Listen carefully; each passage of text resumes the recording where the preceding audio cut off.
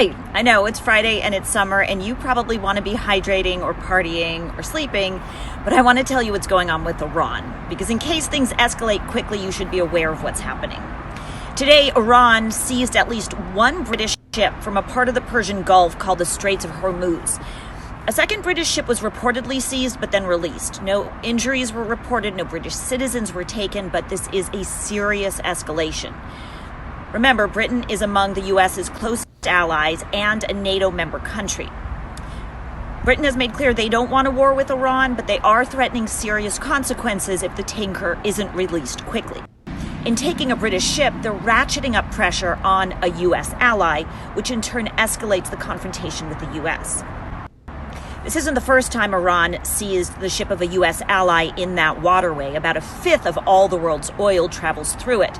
Britain also seized an Iranian ship later, so there's a bit of a tit for tat. In fact, there's a lot more detail about drones and denials, but here's what really matters. Iran's economy is suffocating from crippling sanctions the U.S. slapped on the country earlier this year. Iran's leaders are looking for ways to force the U.S. to lift its sanctions, and force is the right word. Here's a little rewind. Remember, President Obama reached a nuclear containment deal with Iran. The agreement was basically they agree not to race for a bomb, and in return, the U.S. gives them relief from economic sanctions. When President Trump came in office, he said that was a bad deal and canceled it, then reimposed sanctions. Now, it seems what the Trump administration wants is to cripple Iran financially and force them to the negotiating table. So they negotiate a new agreement with terms the White House likes better. But Iran is not complying. Instead, they're hitting back. First, they attacked ships in the Gulf. They downed a U.S. drone. Now they're taking the ships. They are basically demanding confrontation. Also good to remember that the U.S. does not have the greatest track record of success when it comes to power struggles with Iran. We installed the Shah as the leader of Iran, and he was forced out. Then there was the Iran hostage crisis, when people in the U.S. embassy were held hostage for 444 days.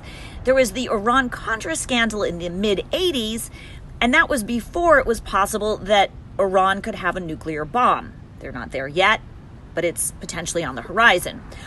Also, Iran's leaders want the destruction of Israel and other U.S. allies in the region. All of this is one reason no one is suggesting violent, open conflict with Iran right now. The stakes are too high. Also consider the politics. I do hear some people say, oh, the president will force a war with Iran because war is good for an incumbent president's chances of re-election. That is one argument. At the same time, President Trump campaigned on a promise to withdraw. All of this is worth your awareness, but that's all, no cause to panic. Just good to know. Also, it's Friday, so have a good weekend.